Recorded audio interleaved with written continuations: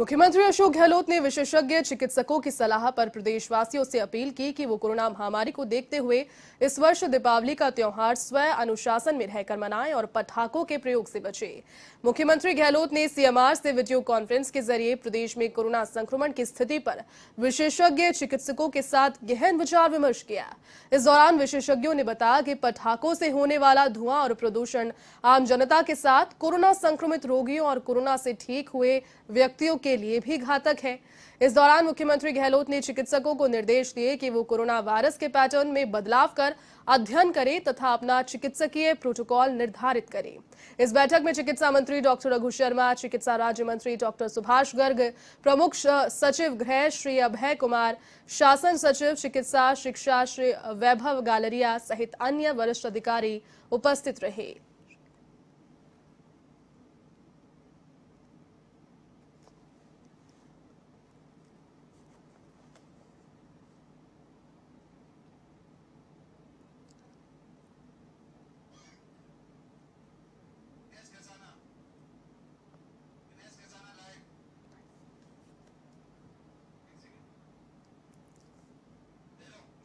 और अधिक जानकारी के साथ हमारे सहयोगी दिनेश कसाना इस वक्त मेरे साथ लाइव जुड़ चुके हैं। दिनेश, देखिए जिस प्रकार से लगातार कयास भी लगाए जा रहे थे और जिलेवार यहां पर योजनाएं हालांकि कई बनाई भी गई, धौलपुर में भी इस प्रकार के नियम सामने आ गए कि पटाखों पर यहां पर नियंत्रित और नियमित प्रयोग करें। मुख्यमंत्री अशोक गहलोत ने एक अहम बैठक करी और चिकित्सकीय जो एडवाइजर्स थे उनके कहने पर ये बात उन्होंने मानी कि जो दीपावली का समय है उसमें जो संक्रमण है अधिक गहरा सकता है, चूंकि पटाखों से जो प्रदूषण होगा वो कोरोना के संक्रमित मरीजों के लिए, अस्थमा के मरीजों के लिए बेहद घातक साबित हो सकता है। क्या इसके एडवाइजरी अब आगे निकल कर आ सकती है जो संशोधित है? किस प्रकार से लोगों को नियंत्रण में रहने की आवश्यकता है? दिनेश,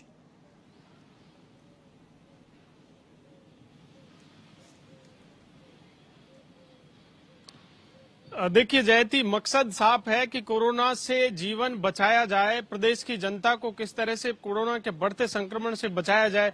इसी के लिए मुख्यमंत्री अशोक गहलोत ने कल शाम सीएमआर में एक बैठक की।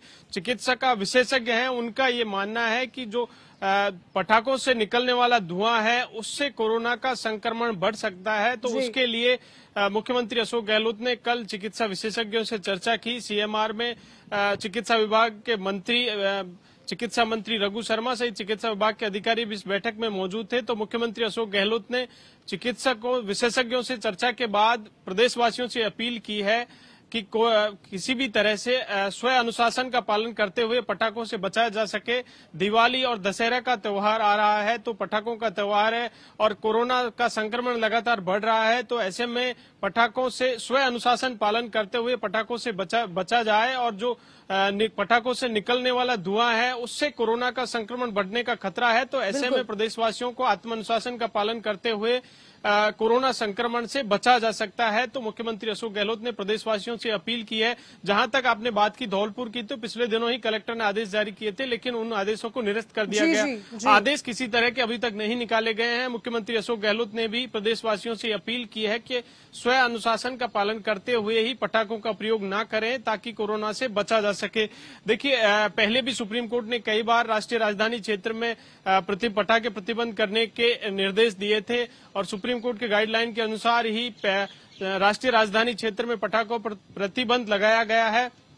तो इसका पटाखों से जो निकलने वाला धुआं है उसकी जहरीली धुआं होती है, तो ऐसे में कोरोना का संक्रमण और अधिक बढ़ सकता है। मानवाधिकार आयोग ने भी राज्य सरकार को इसके लिए लिखा है, इस पर सरकार ने भी चिंतन किया है। मुख्यमंत्री अशोक गहलोत ने कल अधिकारियों के साथ मंथन किया और पहली बार ये अपील की है मुख्यमंत्री अशोक गहलोत ने प्रदेशवासियों से कि आत्मानुशासन का पालन करते हुए प्रदेशवासी पटाखों के प्रयोग से बचे ताकि कोरोना से बचा जा सकता है। देखिए, लगातार जिस तरह की खबरें सामने आ रही हैं कि कोरोना रिपोर्ट नेगेटिव आने के बाद भी इसका असर लगातार देखा जा रहा है कोविड मरीजों पर। तो इसके लिए मुख्यमंत्री अशोक गहलोत ने चिकित्सकों को ये निर्देश दिए हैं कि जो बदलाव है उसका अध्ययन कर जिलों में जो डॉक्टर इसका इलाज कर रहे हैं उनको इससे अवगत करवाया जाए ताकि किसी भी तरह से संक्रमण बढ़ने का खतरा नहीं हो। साथ ही अखिल अरोड़ा जो प्रमुख शासन सचिव मेडिकल हैं, उन्होंने बैठक में ये जानकारी दी है कि वेंटिलेटर, आईसीयू और ऑक्सीजन की आवश्यकता वाले जो मरीज हैं उनमें स्थिरता आई है।